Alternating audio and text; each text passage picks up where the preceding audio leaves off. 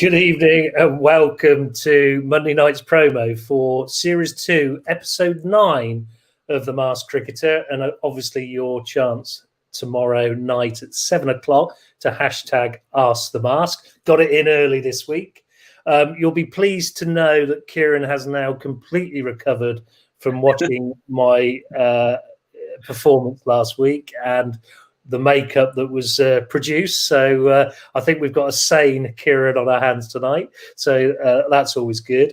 I'm just going to do a real plug now for our YouTube channel, if I may, because realised today that to get any benefits or monetize our Facebook group, we would have to get up to 10,000 members, but we'd only need to get up to 1,000 subscribers on YouTube. So it'd be really good, all you Facebook groupers that have followed us and been part of our group, to go onto YouTube, search The Masked Cricketer and subscribe to that if you can, because that would get the numbers up. And once we get over 1,000, and we're only on 46 at the moment, it's a long way to go. But if we can, then that's a little bit of a target. I've put myself and Kieran under to get to 1,000 if we can. So please do go to our YouTube channel and subscribe. That would be fantastic of you, because if we can help a little bit more, get some more money in by monetizing our YouTube channel, then another step in the right direction for us. A big thank you last week to Miles Hammond. It was great to catch up with the young man. Hadn't seen him for a few years, so it was good to see how mature he'd got actually over the period of not seeing him. So that was unlike you, unlike myself. He's probably got even more childish as my years go on. So, but Kieran, I'll hand over to you. I'm sure we've got some thank yous to give out today. Yeah, I have. Hi, everybody. Yes, I have composed myself after last week. I think that proved last week, didn't it, Daryl, that I really don't know what you're going to dress up as. It took me best part of a week. I had to watch it back a few times because it was absolutely hilarious. And thank you for giving me a laugh along with everybody else. We had a load of views again. Really good to see. And I think the 1,000 YouTube subscribers is a bit of a challenge, but I think we can do it. And I reckon that maybe you and I might have to consider another challenge if we get there. Maybe not. I'm not doing a parachute jump. You can forget that. But maybe another challenge if we can get 1,000 YouTube subscribers. The thank yous, as always, if I can go through the thank yous, there's three specific thank yous. Our main sponsor, which is, of course, Pop Activation and Paul Humphreys.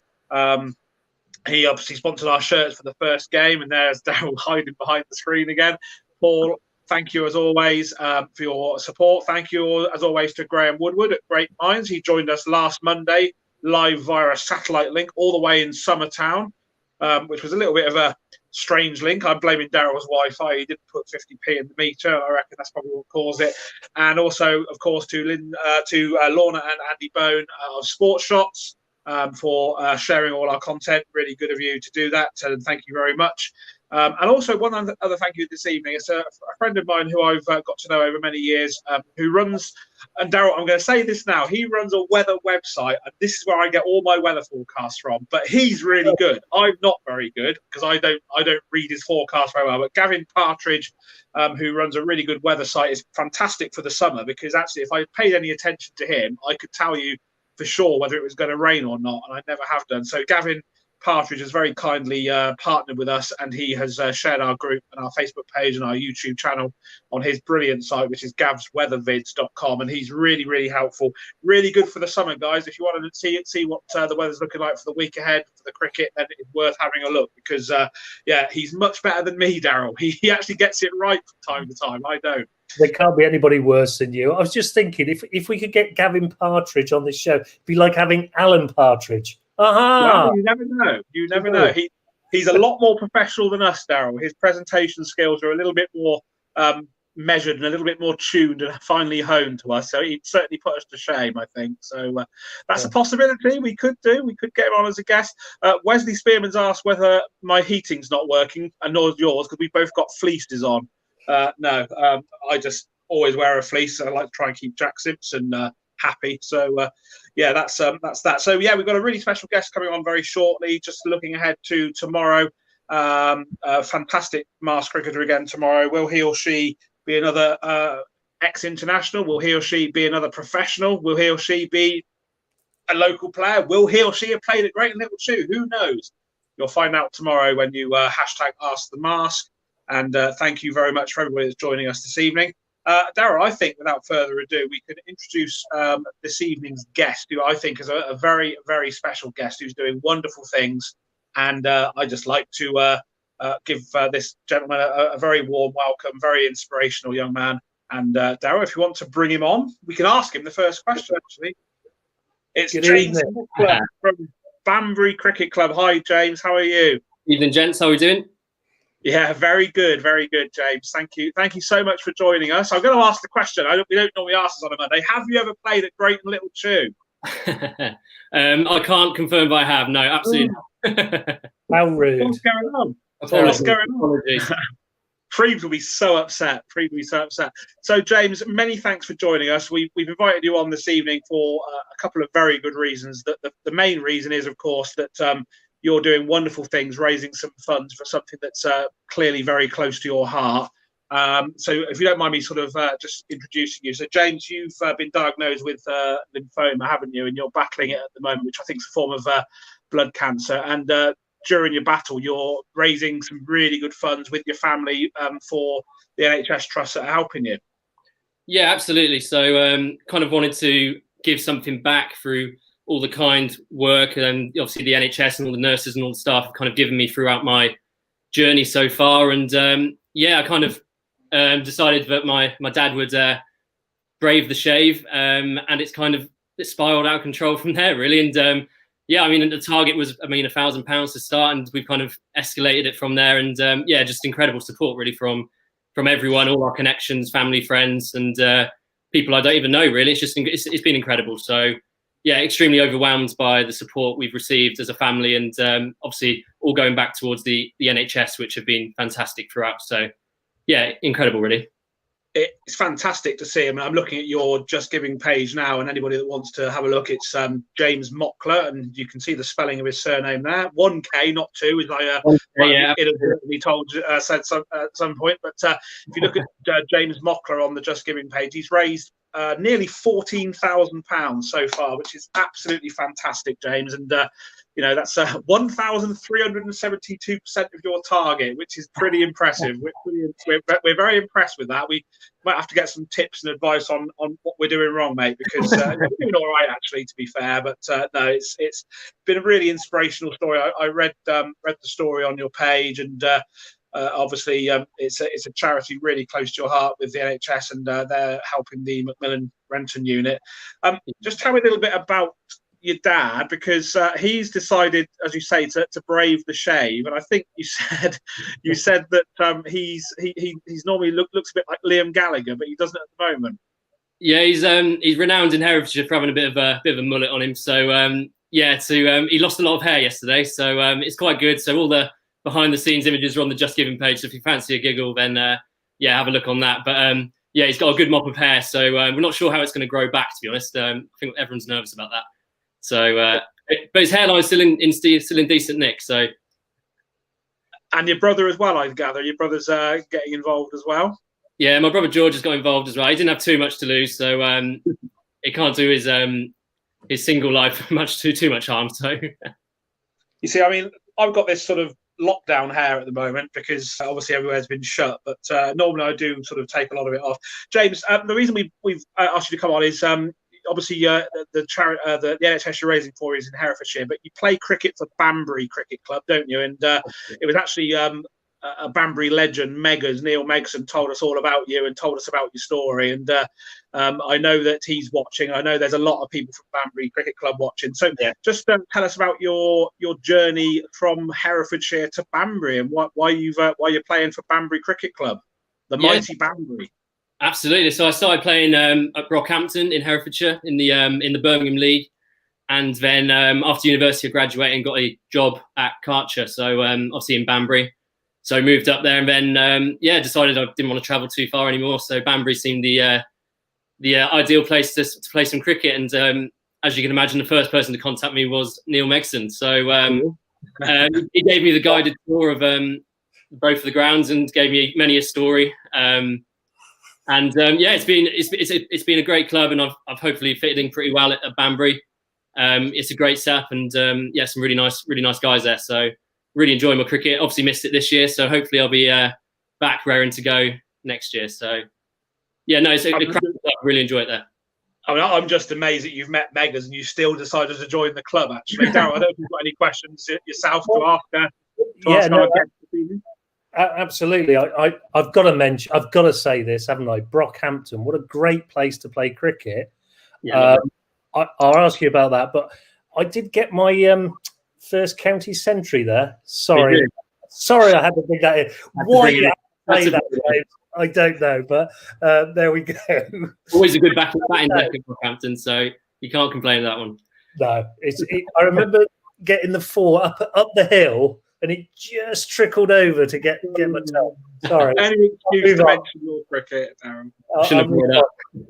What's your discipline in cricket, James? What's your speciality? I'm an opening batsman. I like to think I'm quite fluent left-hander, but I'm sure most of the lads at Banbury will say I'm a bit of a scrappy left-hander who chips a few to mid-off and mid-on a few times early on, but and I bowl a few leg spinners. Quality, well, hit and miss, we'll say, but more of a batsman than bowler. So, please, we got left-handers on, don't we? Yeah, left-hand brigade, absolute best breed. Definitely proper cricketers. Absolutely, play some proper shots, don't we? So, yeah, absolutely. I mean, there's a lot of people coming on saying hi to you and having their little say. I think, James, which is great. Plenty of banter, I'm guessing, from Banbury. Was it similar from Brockhampton to Banbury, or? Yeah, very kind of set up, all kind of around similar age groups. With the first team especially and second team are all around that kind of 20s mark, and it's really good, enjoyable setup to be playing. To be honest, I play in the twos. We've got a really good setup, and I really enjoy playing on a Saturday. And we've got a good team, a good young team, and playing pretty good cricket the couple of years I've been there in the Cherwell League. So it's been really enjoyable actually. I won't mention the merger, because that's obviously a bit of a swear word up north in Banbury. Is that right? Apparently so. I mean, I obviously haven't been in Banbury much for the last few months. I haven't really heard the ripples and the rumours too much, but I'm sure I'll be filled in as soon as I arrive back in the promised land. I take it. Did you play at White Post Road then? Was that your home ground, or did you play at Ermont Way? Yeah, White Post Road. So I enjoy. It's a good deck, to be fair. White Post Road. I certainly don't miss batting in April in early season, but other than that, it's a really nice place to play your cricket as well. So can't complain since moving. Brilliant. We've got the whole Banbury squad watching, I think, Darryl. They're all saying hello. We've got Ollie Clark, Justin Lambden, Dave Eaton, Megas, of course, Mike Simpson. They're all on.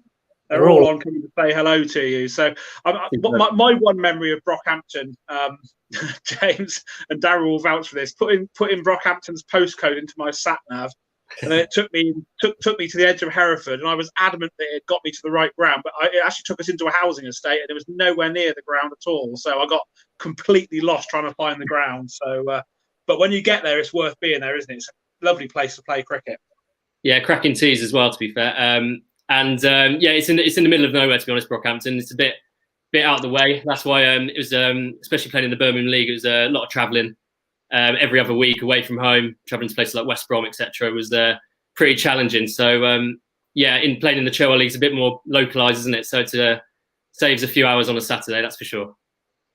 Yeah, good standard of cricket, the Birmingham League, of course. So, how old are you, James? You're not. You're in your 20s. I'm 27. I'm 27. I look a bit younger now.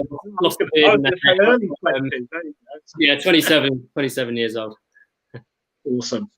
So, the difference. Have you seen the difference between the leagues? I mean, obviously you're in the twos predominantly. I mean, obviously a bit of a difference from the Birmingham League to Cherwell 2. A little bit. Obviously, with the Cherwell itself, playing in the seconds at Banbury, you're playing a lot of first teams anyway. So actually, the standard hasn't actually been too much of a difference in terms of that. No, it's been really good. To be fair, I haven't performed very well since joining Banbury. A few good games. I get a bit of stick for that from the lads, but yeah, that's about it. To be fair, can't really complain. No, it's not. Even though Megas is there, it's not a bad club. I must admit. Megas obviously lowers the tone a wee bit, but we'll accept that Megas is a bit of a legend himself, to be honest. So, really. Just going back to obviously what you're doing this for. Obviously, we've mentioned that you were diagnosed with lymphoma. How long ago was it that you were diagnosed with lymphoma, James? So yeah, I was diagnosed in May actually. So it's been quite a while. I've been having treatment now for about 6 months. Initially, I went into the doctors around this time last year, actually around December time. All I had was basically my glands were up in my neck. Went to the doctors and he said, yeah, it might be glandular fever. Have come for a few tests type of thing. Nothing came of the tests. He said, come back in a couple of months if it's still there. So I did, and it kind of escalated from there, really. So a massive shock, to be honest. I'm back myself as quite a fit and healthy lad, and obviously at 26, you don't expect anything like that to happen to you straight away. So a massive shock to me and the family, really. And obviously happening during lockdown as well was quite challenging in terms of getting to the doctors and things like that, having to go and stuff. So it kind of escalated from there, really. And I've been having treatment in Hereford at the Macmillan Renton unit since June. I think I started treatment. So I'm quite far in. So signs are progressing quite nicely. But obviously with these types of things, they take certainly a marathon, not a sprint. They take as long as they take. But yeah, I'm remaining positive and hoping for the best, obviously. So that's the only way you can be, really, throughout this. So I mean, I was going to say, I mean, you look the picture of how I thought you were a lot younger. I thought you were in your early 20s. So did you a bit of a disservice there. I thought you were a lot younger than you were. Obviously, much more experienced and much more mature than I thought you were. And I mean, it's a fantastic thing that you're doing. I mean, the money you've raised, obviously, it's really close to your heart that the Wye Valley NHS Trust have helped you. And I guess that just from knowing you now, I've only really known you for a couple of days, spoke to you earlier in the week, you come across as somebody with an awful lot of positivity, and I guess that positivity is also helping you through this and helping your family through it. Yeah, I'd like to think so. I think there's no point kind of being down about it. Cancer is so common these days. It can happen to anyone. It can touch anyone's family, close friends, or anything, can't it? So for me to happen to me, it's one of those you just got to take it within your stride, really, and just be as positive as you can throughout treatment. Obviously, you have a few bad days and and some good days as well. But yeah, the family have obviously been incredible. I've had a great kind of support network around me, which has been fantastic. And obviously, the support provided by the staff of the NHS has been incredible, from the doctors to district nurses coming to see me at my house and things like that. It's been it's been fantastic, really. So yeah, to be able to give something back through Just Giving, etc., just from being in isolation in my own home has been fantastic, and something which I'm quite proud of, and something which hopefully I can continue going forward, really.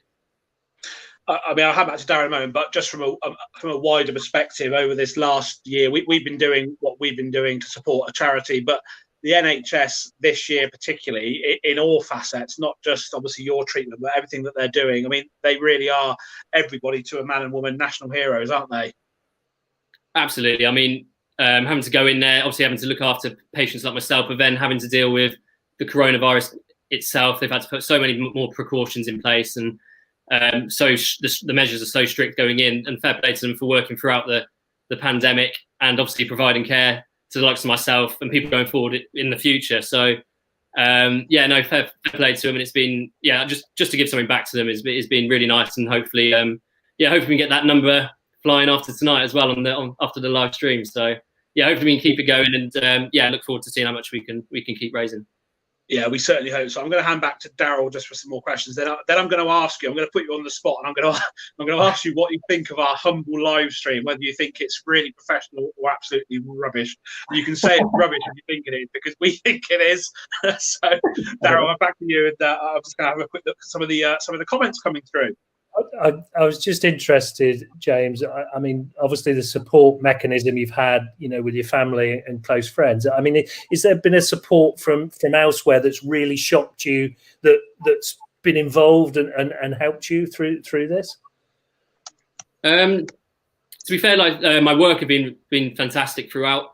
Obviously, being on kind of sick leave and things like that, they've been really supportive throughout. Kind of my job's been pretty secure throughout, so I haven't had to have that additional stress about working and things like that, just to concentrate on getting fit and healthy. So that's been really nice. Banbury Cricket Club obviously been fantastic, keeping me up to date on Saturdays and everything like that, and fantastic donation by the club as well over the last few days, which has been really nice. And look forward to going and thanking them with a few beers when everything like this is all over. So I think that's obviously the family and everything like that. So it's been everyone's been great.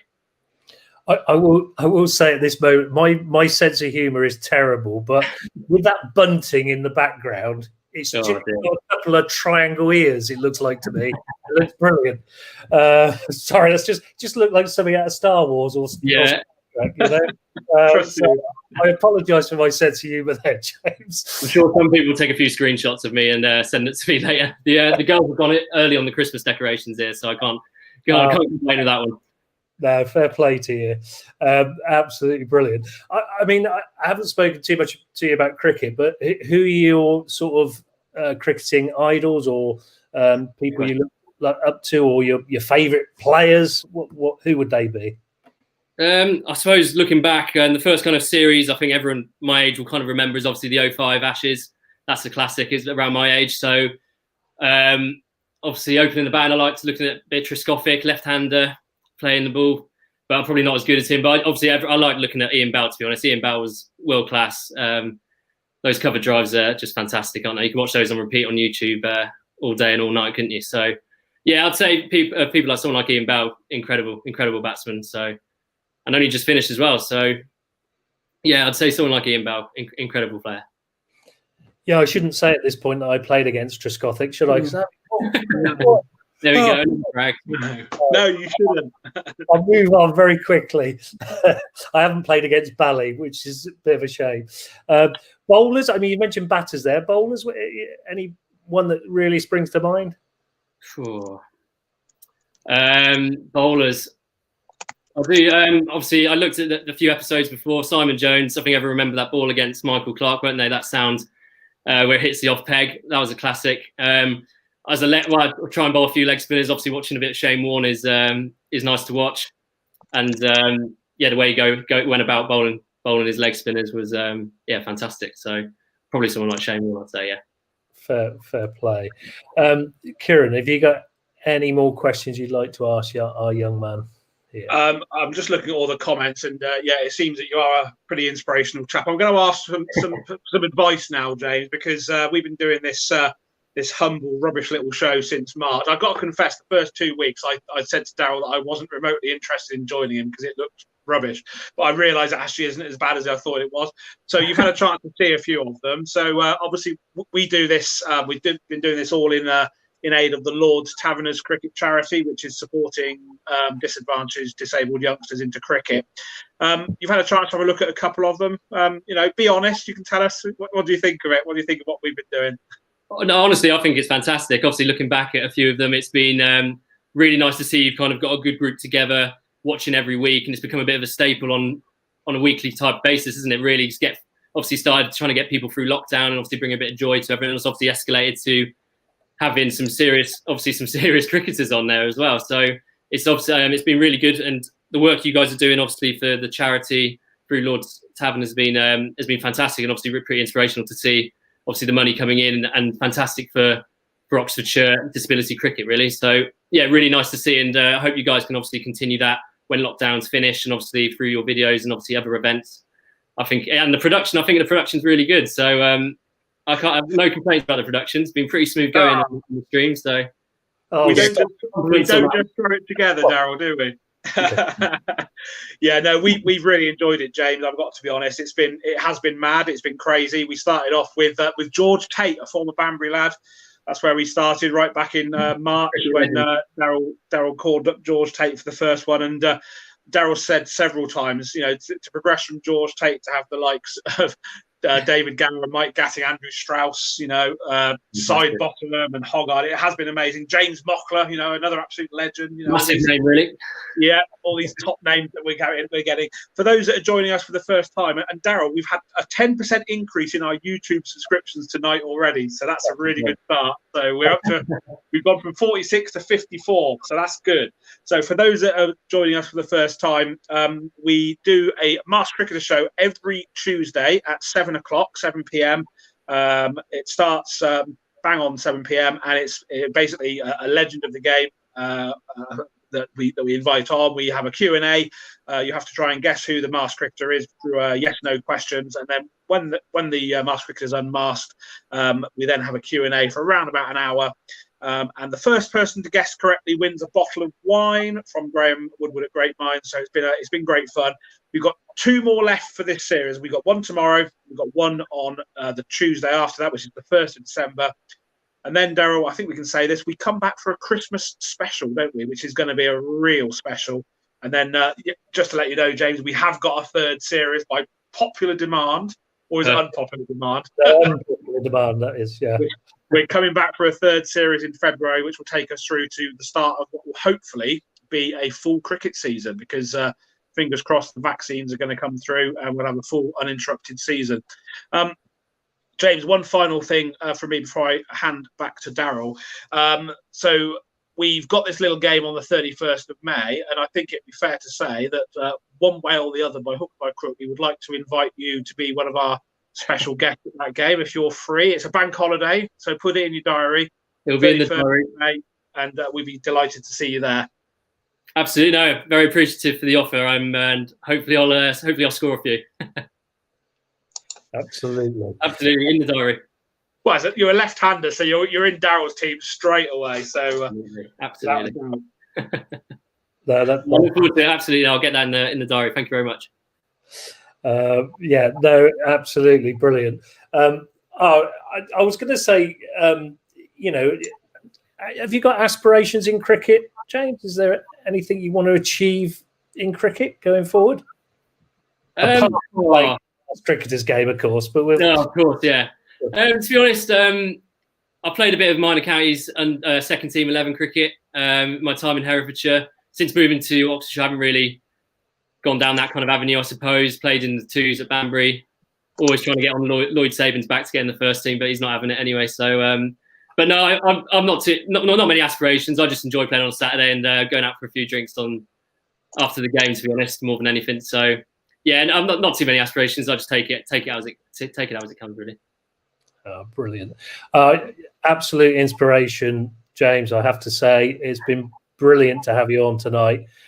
We wish you all the best for the next few weeks and months for full recovery, and also obviously continuing funds for the Wye Valley NHS Trust umbrella charity, which has been, fantastic. The amount that you've managed to raise through that is brilliant. So, kudos to you, mate. Well done. Superb effort, I have to say. Yeah, guys, thank you very much. And I hope you guys continue your work as well. So, thank you very much. And any donations, any big or small donations, I'll be very appreciative. So, thank you very much, guys. Appreciate it. Just tell us again where they can make that donation, James. Yeah, so I'm a Just Giving page. So James Mockler and Just Giving. It's all on my social media as well or online. So just go in there and you should be able to find it.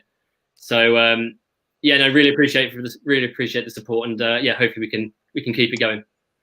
Brilliant. Stay with us, James, while we just finish off tonight. Obviously, I've now just put a different scroll down the bottom there. We've mentioned Just Giving pages, but our Just Giving page is down there as well for the Lord's Taverners. So feel free if you can. That would be most appreciated. Obviously, looking forward for you joining us tomorrow at 7 o'clock on Facebook Live and our YouTube channel that's getting more subscribers. Excellent work tonight. We're looking to be a little bit more dynamic in our social media over the next few weeks as well.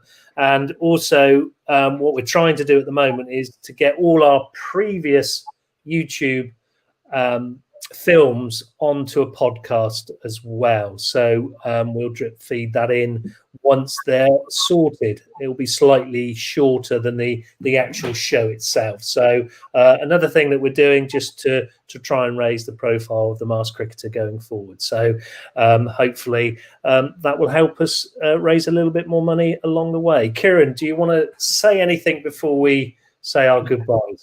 Of course I do. I will be very quick. James, first of all, it's been a pleasure to talk to you. It's been really inspirational. And again, if you want to support James, it's the Just Giving page is James Mockler with 1K, as you can see on his name. Okay. The Lost Travellers charity that we run, again, Just Giving, and search for the Masked Cricketer. And we have 2 more left, 2 more Masked Cricketer episodes in this series. We've got one tomorrow and then one a week on Tuesday, the 1st of December. Please join us if you haven't done previously. They are genuinely great fun. We're not just saying that. They're good fun. Daryl's costumes that he dresses up in are ridiculous. It's almost worth tuning in just to see my reaction most weeks, because that's quite embarrassing. But from me, James, a massive thank you. Thank you to those that have subscribed to YouTube this evening. Thank you to our nearly 1,200 members on Facebook now. We've increased that by about 50 in the last week. We're heading towards 1,200 members, which is mind-blowing. It's incredible. So thank you again. And we will see you all tomorrow live at 7 o'clock for, I think, another legend, potentially. Who knows? But have we not had a legend every week, really? Even George Tate was a legend right at the start. So let's finish the series well. We've got 2 more to go, plus the Christmas special. And then you can get a break from us until the new year. So back to you, Daryl. And that's me done for the day. Well done, K-Dog. Thank you for that. Another couple of swear words there. George Tate for Banbury viewers. Sorry about that. I do apologise. But I hope things are well with George if he's watching anyway. Thank you. Actually, that's the most viewers we've had for a few weeks on our promo. So, James, you're obviously a star that people wanted to listen to. So, well done. So, from us all, hopefully you'll join us tomorrow at 7 o'clock again for another amazing The Masked Cricketer, and your chance, of course, to hashtag Ask the Mask. Good night and stay safe. See you tomorrow. See you tomorrow.